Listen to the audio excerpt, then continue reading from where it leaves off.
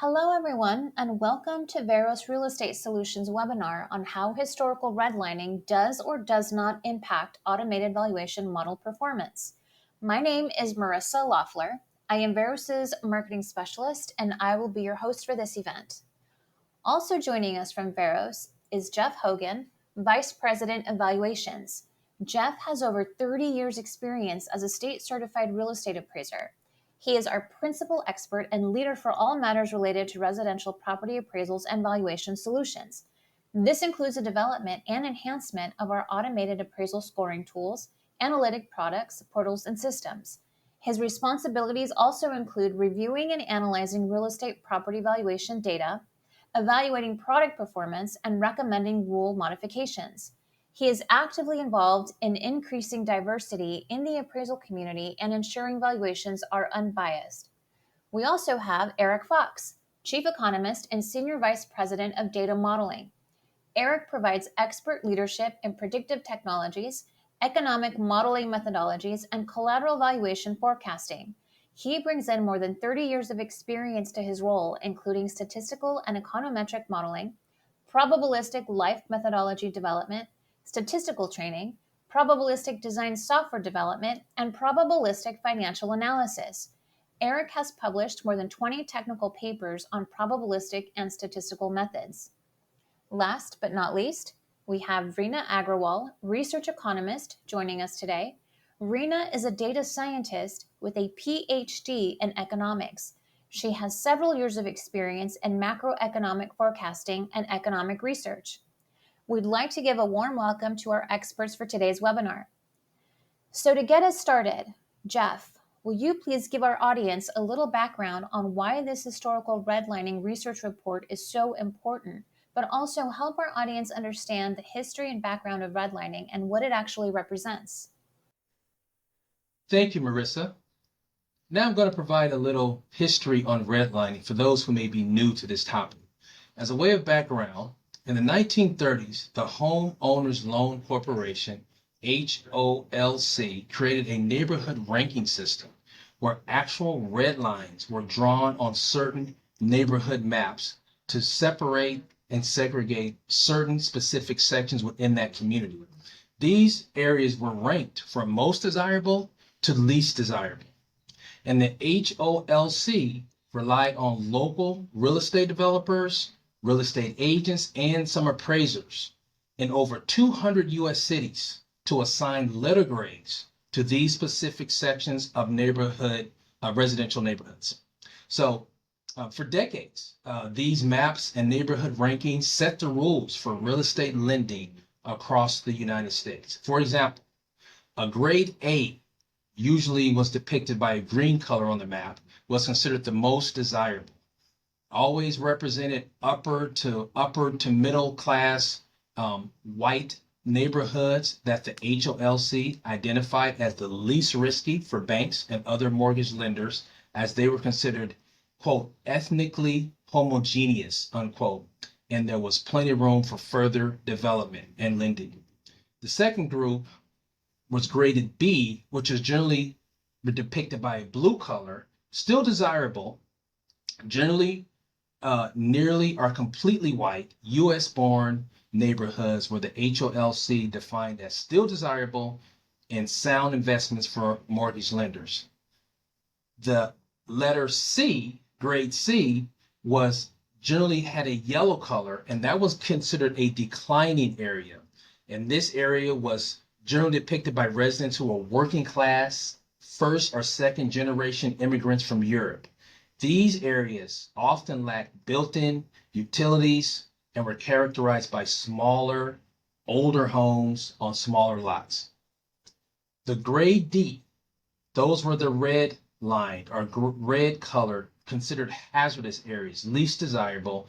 And these areas received this grade primarily because they were considered, unquote, infiltrated with what was referred to as undesirable populations, such as Jewish, Asian, Mexican, and Black families.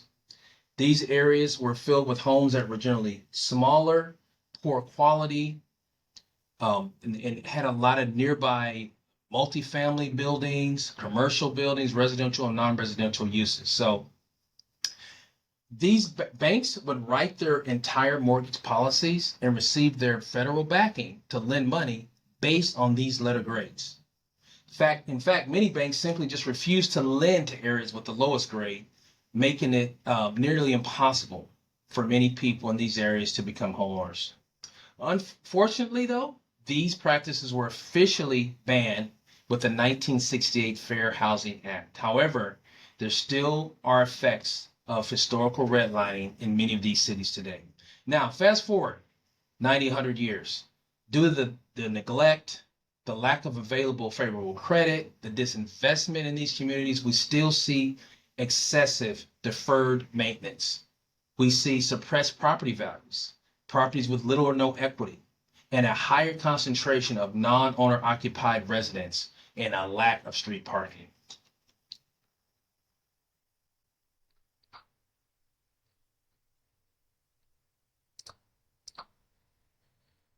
Now, what is this paper going to do? Well, first of all, this research paper does not set out to solve the problem that was nearly 100 years in the making.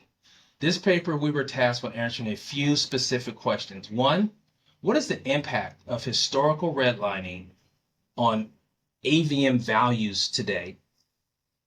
Two, is there baked in bias with AVMs to determine values in formerly redlined neighborhoods? Meaning, does the AVM systematically undervalue properties in historically redlined areas and or overvalue properties in historically non-redlined areas? Number three, what statistical and analytical methods can and should be applied to evaluate the reliability of AVM valuations as relate to bias? Fourth, what conclusions can be drawn from this research paper and what are our conclusions? Well, next up, we have Eric Fox, and he will go over the details from our research. Eric? Thank you very much, Jeff.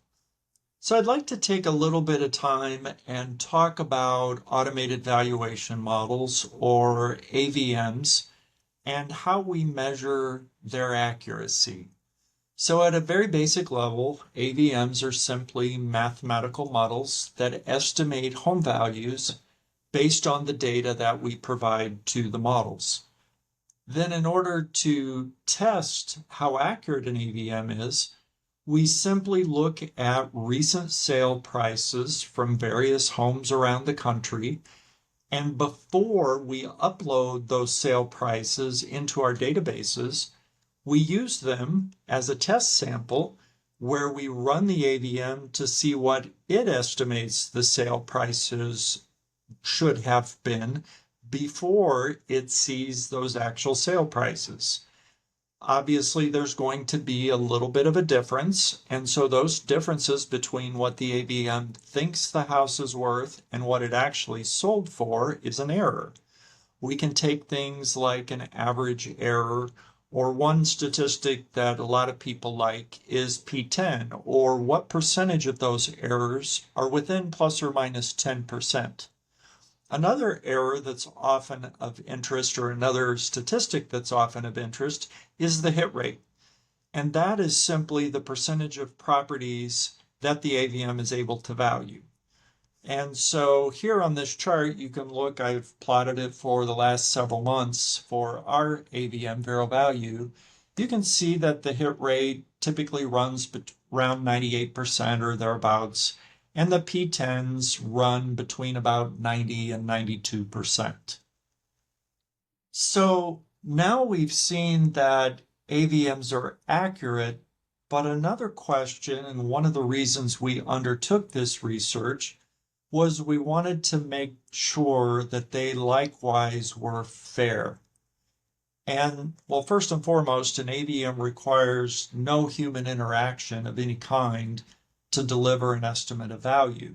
So one of the key processes we had to look at was whether or not variables used within an AVM are themselves fair. So I think there's probably a couple classes of variables that we have to pay attention to.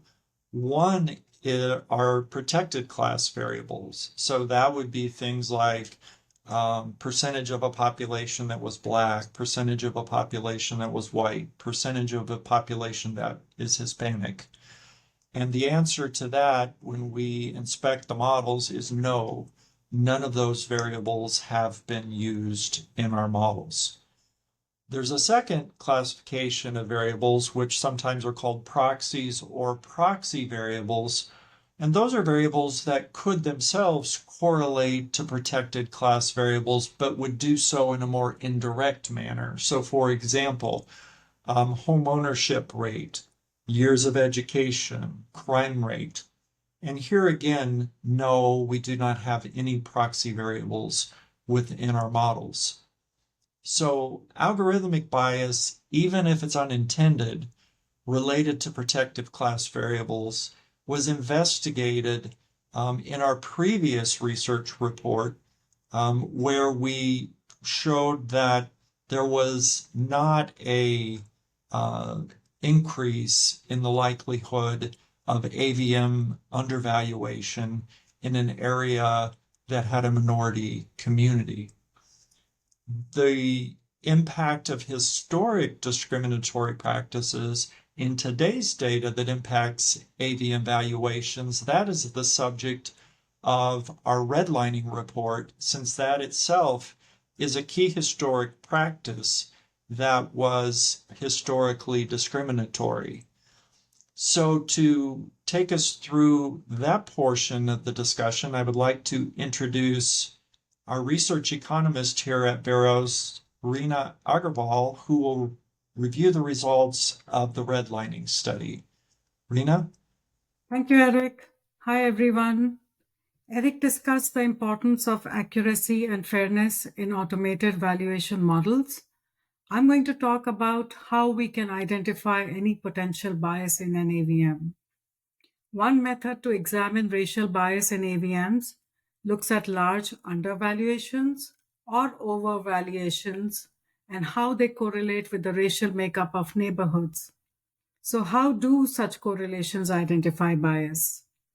If undervaluations increase as the minority population increases, then the AVM is assigning lower values to minority-owned homes. On the other hand, if overvaluations increase together as the percentage of white population increases, then the AVM is assigning higher values to properties owned by white families. And both these scenarios are a cause for concern, since they both imply racial bias. We used this approach in a previous study. We analyzed undervaluations and overvaluations of 15% or more in 5 major regions in the United States. We tested AVM performance in Los Angeles, Philadelphia, Atlanta, Houston, and Chicago. The graph shows actual data from Atlanta. It shows that undervaluations are not correlated to the proportion of the Black population, and we got the same result for the other 4 metros as well.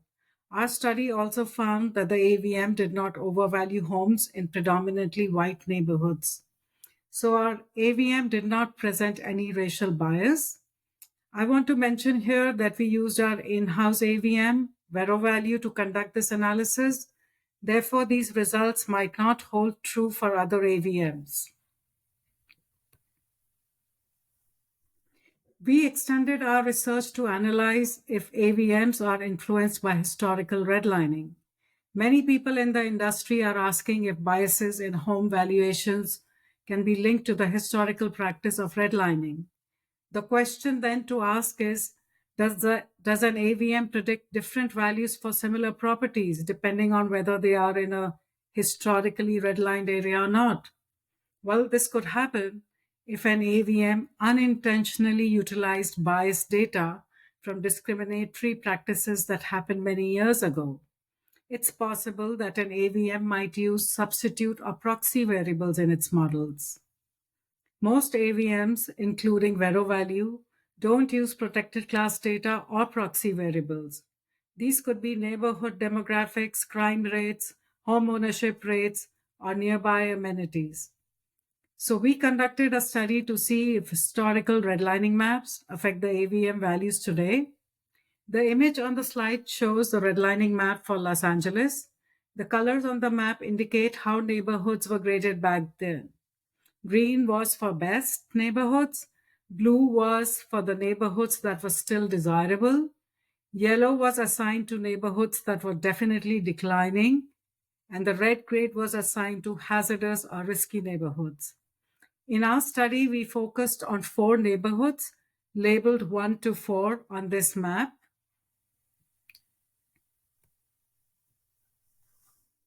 I'm going to talk briefly about the methodology we used to determine if our AVM was influenced by historical redlining maps. Several studies have shown that mortgage funds were readily available for desirable neighborhoods, while redlined neighborhoods faced a severe lack of mortgage funds. This led to significant disinvestment and a decline in home ownership rates and home values in low-graded neighborhoods. Based on this understanding, we assume that the disparities in residential properties would be most noticeable between neighborhoods rated as the worst and the best. Ideally, we would have liked to find redline neighborhoods that bordered the best neighborhoods, but we could not find such boundaries in the LA area.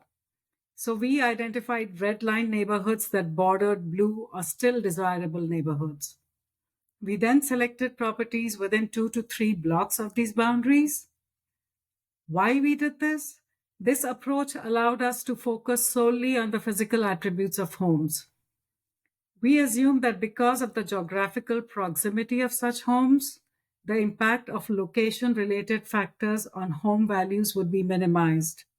By location factors, I mean access to employment opportunities, transportation amenities, presence of multifamily properties, or proximity to parks or retail establishments.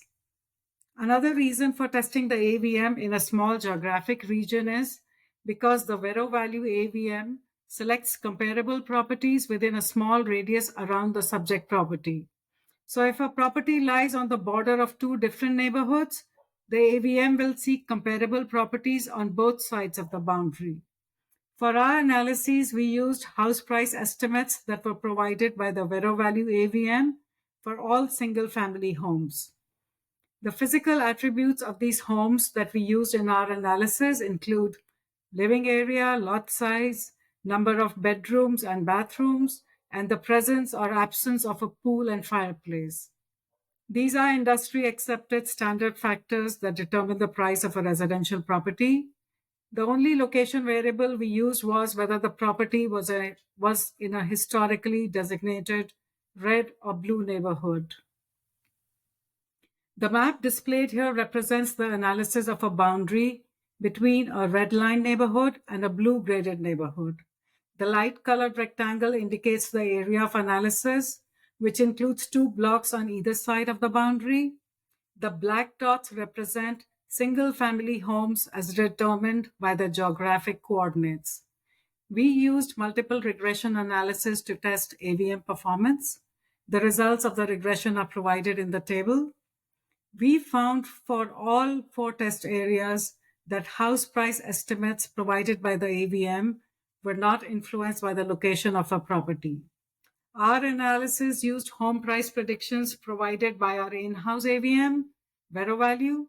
So these results are attributable to our AVM alone and may not hold true for other AVMs.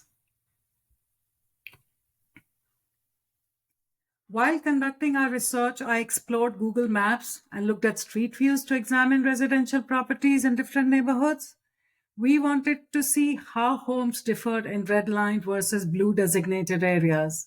To gain a better understanding, we decided to physically drive through some of these neighborhoods. We wanted to see if we could find any visible differences between homes in the 2 neighborhoods.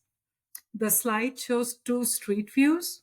The picture on the left depicts a neighborhood located in a historically redlined area, while the image on the right shows a nearby non-redlined neighborhood. Although the racial composition may not be visibly distinct in these images, the discrepancies in property characteristics become evident. We found that homes in historically redlined neighborhoods are characterized by smaller lot sizes and living areas, and more variations in the quality of construction and upkeep compared to properties in non-redlined areas. This proved to be a very valuable addition to our research because property data for the two neighborhoods show the same physical differences. I would like to conclude by saying that a modern day outcome of historical redlining is that homes in neighborhoods that were redlined tend to be smaller in size and have smaller yards compared to homes in areas that weren't redlined. Because of this, the median value of homes in these redlined neighborhoods is lower when compared to larger homes in other areas. But once we account for these differences in physical attributes, our AVM provided comparable results for properties irrespective of their location. Given that minority families have faced significant hurdles in wealth creation and homeownership, when it comes to real estate transaction, it's important to consider both accuracy and fairness when determining property values. And in this regard, the automated valuation model is proving to be an extremely valuable tool. It helps us achieve these dual goals of accuracy and fairness in the valuation process. I hope you found the content informative and relevant to your needs. We have links to both reports mentioned in the webinar today that will help you delve deeper into the topics we covered. And now over to Marissa. Great. Thank you all so much for your profound knowledge and proficiency about how historical redlining does or does not impact the performance of AVMs. Unfortunately, we are running short of time, but we would like to take some of your questions before concluding our webinar today. So let's go ahead and see some of the questions that have come in. The first question I see posted is, what was the reason for confining your analysis to residences within a few blocks of the boundaries? Why not include all properties in the red line neighborhood and all properties in the non-red line area? Rena, this looks like a question I think that you might be able to answer. Can you go ahead and offer some insight about this? Thanks, Marissa. This is an important question and a key assumption of our research. And I kind of expected this question, so I prepared a slide beforehand. Can you please go to that slide, Marissa? Sure. So this map shows a single redlined area in the Los Angeles neighborhood. And I have marked two blocks, Block X and Block Y. Block Y is bounded by two highways in the northeast corner, while Block X is bounded by a lake on its western side.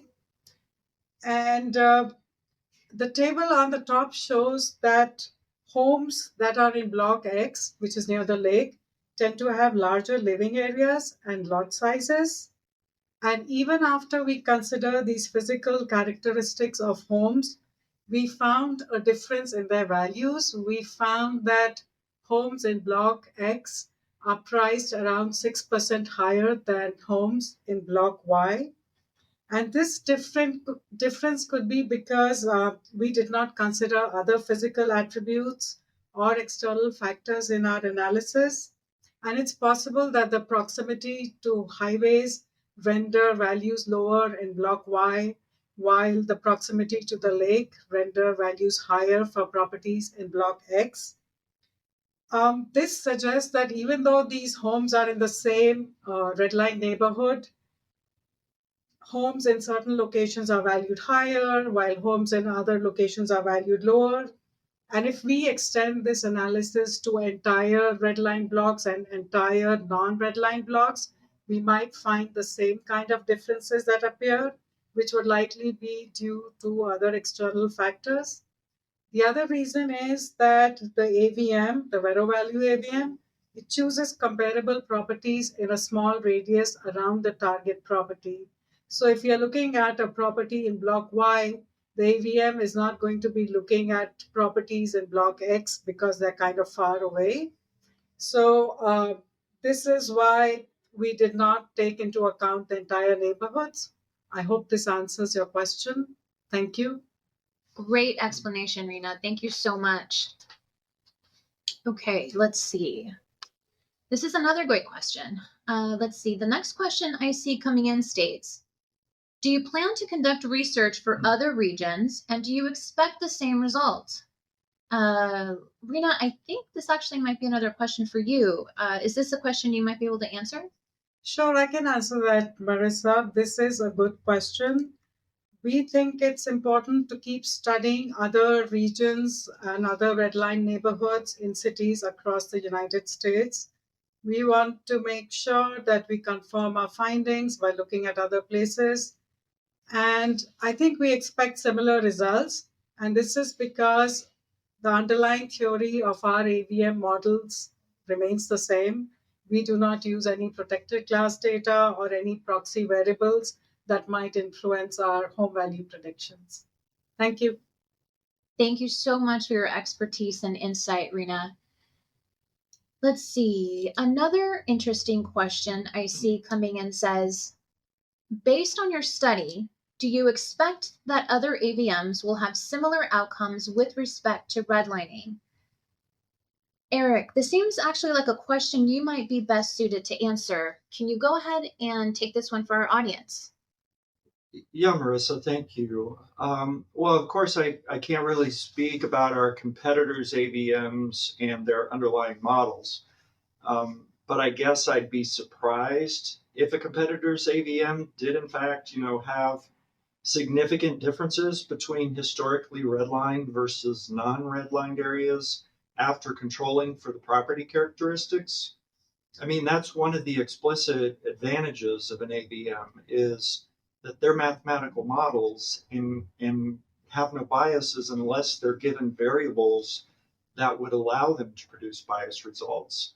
So I guess I'd be surprised to see that outcome, but I think the devil's really in the details.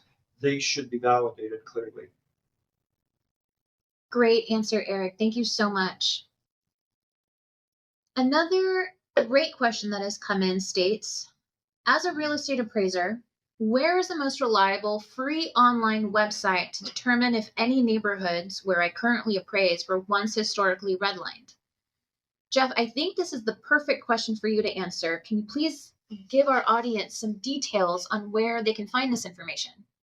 Yeah, thanks, Marissa. That is a good question, and is actually a question that I wanted to know as well, because as I studied more about this, I wanted to know if either places where I lived or where family lives were part of the red line community. So in that research, there's a few sites out there, actually several, but the one that we recommend, the one that I recommend that I found that's the most useful was the one at the University of Richmond. That's ICHMOND, the HOLC maps, which gives you really good detailed analysis and interactive ways to research all the way from the city, county, state, and see where these areas were redlined. So I recommend that.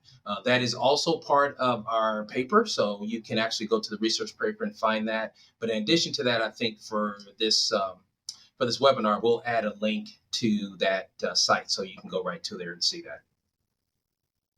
Great. Thank you so much, Jeff. These were all really thoughtful questions. Thank you all so very much. Since we have hit our time mark, we will go ahead and gather all of your remaining questions, and we will be sure to have a representative from Veros follow up with you. We will also email a link to this recorded webinar, along with a copy of the full redlining research report. As we conclude our session, we would like to thank you all so much for your time and participation in today's webinar. We hope that you found our discussion informative and useful. We look forward to seeing you at our next webinar. Until next time, thank you all so much.